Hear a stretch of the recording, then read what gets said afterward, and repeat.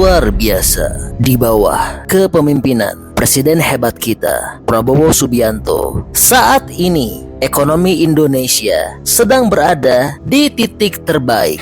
Iya, ini merupakan pencapaian hebat karena saat ini kondisi dunia, kondisi geopolitik sedang berada dalam kondisi yang tidak pasti dan berbahaya. Meski di tengah kondisi dunia yang saat ini sedang genting dan mengalami penurunan ekonomi, namun pertumbuhan ekonomi Indonesia saat ini tetap sangat baik, yaitu mencapai angka 5%. Laju inflasi Indonesia saat ini merupakan yang paling rendah di dunia. Harga pangan stabil dan murah. Neraca perdagangan positif, ekspor tumbuh sebesar 10,2% di tengah lemahnya perekonomian global. Besarnya target pendapatan negara pada tahun 2025 yaitu 3.005,1 triliun. Indonesia akan segera swasembada pangan dan energi. Sektor pendidikan akan maju pesat, ekonomi pedesaan akan meningkat tajam, dan tahun 2025 akan diberlakukan pemeriksaan kesehatan gratis. Akan ada banyak terbangun sekolah-sekolah unggul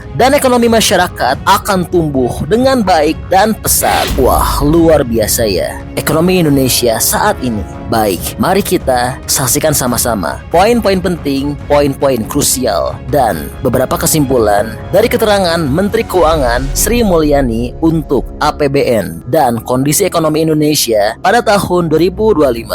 Dengan demikian, APBN 2025 memang disusun dalam suasana dan dalam situasi transisi pemerintahan dari pemerintah sebelumnya kepada pemerintah terpilih. Dan dalam pelaksanaan penyusunan tersebut telah dilakukan konsultasi dan komunikasi dengan Presiden terpilih, sehingga program-program dari Presiden terpilih telah terakomodasi di dalam APBN 2025. APBN 2025 disusun dalam suasana geopolitik dan geoekonomi yang mengalami perubahan dan dinamika yang sangat tinggi. Seperti yang tadi telah disampaikan oleh Bapak Presiden juga. Berkali-kali saya ingatkan dan kita semua sadari bahwa kondisi geopolitik dan geoekonomi dunia berada dalam keadaan yang penuh ketidakpastian, diwarnai oleh ketegangan, peperangan, persaingan ketat antara negara-negara besar. Bahwa geopolitik dan geoekonomi ini telah menyebabkan destabilisasi di berbagai kawasan. Sehingga bagi Indonesia, kita juga harus terus melakukan kewaspadaan. Meskipun kondisi Indonesia relatif dalam situasi yang baik, pertumbuhan ekonomi adalah sekitar 5% semenjak tahun 2022 hingga 2024. Dan kita juga melihat laju inflasi yang terakhir angka 1,55 juga merupakan laju inflasi yang terendah di dunia. Kita lihat dari sisi sumbangannya, terutama untuk volatile food juga mengalami penurunan yang sangat drastis. Ini menggambarkan upaya kita untuk menstabilkan dan menjaga tingkat harga pangan pada tingkat yang terjangkau oleh masyarakat telah mampu dilakukan. Kondisi yang baik ini tentu perlu dan akan menjadi salah satu landasan bagi pemerintah di bawah pimpinan Presiden Prabowo dan Wakil Presiden Gibran Rakabuming untuk terus meningkatkan dan mengakselerasi pembangunan. Neraca perdagangan kita juga dalam posisi positif 54 bulan terakhir mengalami surplus perdagangan, di mana nilai ekspor kita sampai dengan Oktober 2024 mencapai 24,4 miliar US dollar. Ini tumbuh 10,2% di tengah perlemahan perekonomian global. Hal ini menggambarkan bahwa potensi ekspor kita yang didukung oleh baik sektor manufaktur maupun sektor-sektor yang mengalami hilirisasi menjadi sangat besar. Kita juga melihat bahwa APBN 2025 disusun dengan rancangan untuk bisa menciptakan dan menjaga stabilitas, inklusivitas, namun terus mengakselerasi nilai tambah melalui hilirisasi. Asumsi makro di dalam 2025 adalah pertumbuhan 5,2%, inflasi 2,5%, tingkat bunga surat berharga negara 10 tahun adalah 7%, nilai tukar rupiah 16.000 rupiah per dolar, harga minyak mentah 82 dolar per barel, lifting minyak dan lifting gas adalah 605.000 barel dan untuk lifting gas 1.005.000 barel per hari. APBN 2025 dirancang dengan target pendapatan negara sebesar 3.005,1 triliun rupiah, di mana untuk perpajakan akan menyumbang 2.490,9 triliun rupiah. Itu untuk pendapatan perpajakan. Pendapatan negara bukan pajak akan mencapai 513,6 triliun rupiah dan hibah 0,6 triliun rupiah. Dari sisi belanja negara, total belanja negara adalah 3.621,3 triliun rupiah, di mana belanja pemerintah pusat mencapai 2.701,4 triliun dan transfer ke daerah 919,9 triliun rupiah. Defisit APBN 2025 dirancang pada tingkat 616,2 triliun rupiah atau 2,53% dari GDP. Belanja pemerintah pusat akan mendukung prioritas pembangunan seperti yang disampaikan oleh Presiden, yaitu melakukan swasembada pangan. Saya tegaskan lagi, kita harus swasembada pangan. Kita harus punya lumbung pangan nasional. Kita harus punya lumbung pangan provinsi. Kita harus punya lumbung pangan kabupaten. Kita harus punya lumbung pangan desa. Swasembada energi. Swasembada energi juga merupakan prioritas dari strategi transformasi kita. Pelaksanaan program makan siang gratis. Makan bergizi juga hal yang strategis. Kita selamatkan anak-anak kita, tapi dengan itu kita akan memberdayakan ekonomi pedesaan, ekonomi kecamatan, ekonomi kabupaten, ekonomi provinsi. Puluhan triliun akan beredar di daerah-daerah. Pendidikan dan kesehatan serta pelaksanaan perlindungan sosial yang makin tepat sasaran.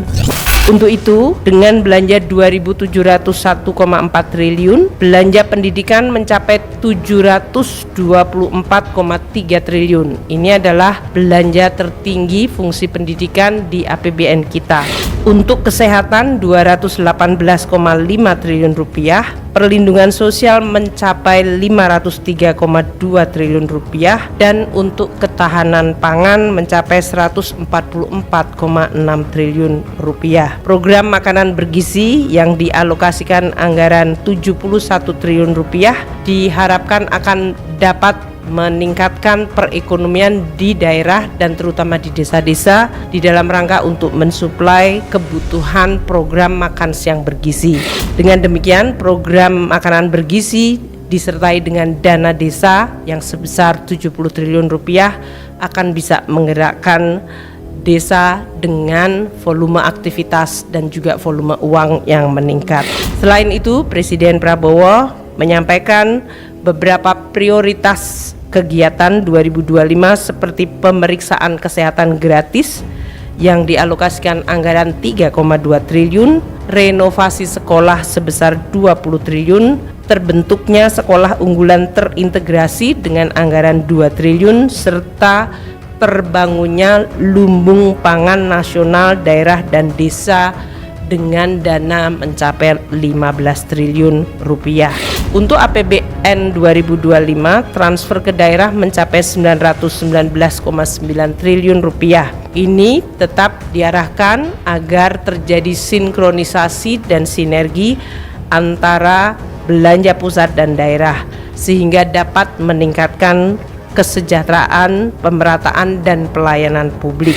Di dalam Undang-Undang APBN 2025 juga telah memasukkan berbagai undang-undang seperti undang-undang untuk hubungan keuangan pusat dan daerah, di mana daerah akan meningkat dari sisi local taxing power-nya dan juga bisa melakukan pembiayaan yang lebih inovatif.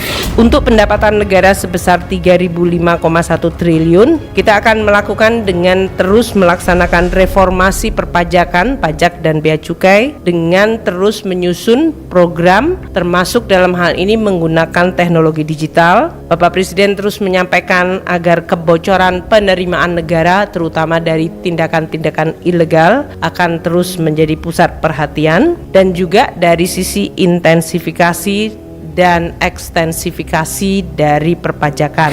Kita juga mengikuti bahwa di dalam suasana global terjadi persaingan global taxation yang harus kita waspadai, sehingga kita juga harus terus menjaga agar basis perpajakan Indonesia tidak mengalami erosi dari praktek-praktek perpajakan global yang memfasilitasi terjadinya tax evasion dan tax avoidance.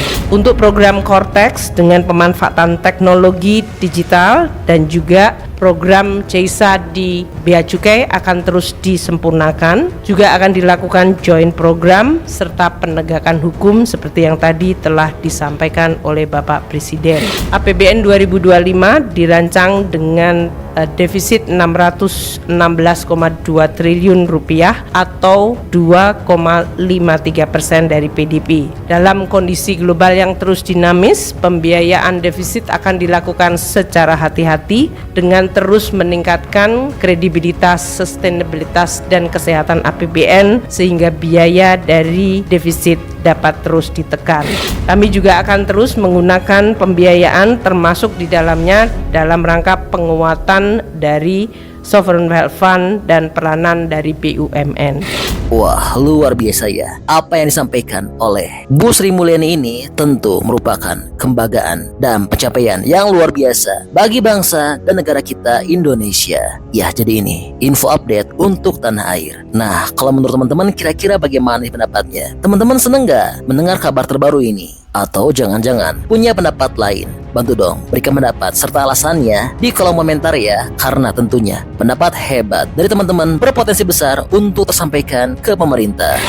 Oke, jadi itulah info update untuk tanah air. Kita mati untuk rakyat kita, itu kehormatan, saudara-saudara. Oke, masih banyak nonton, jangan lupa untuk bantu di like dan di share video ini. Jangan lupa juga bantu untuk subscribe ya. Oke, stay tune at my channel. See you next video.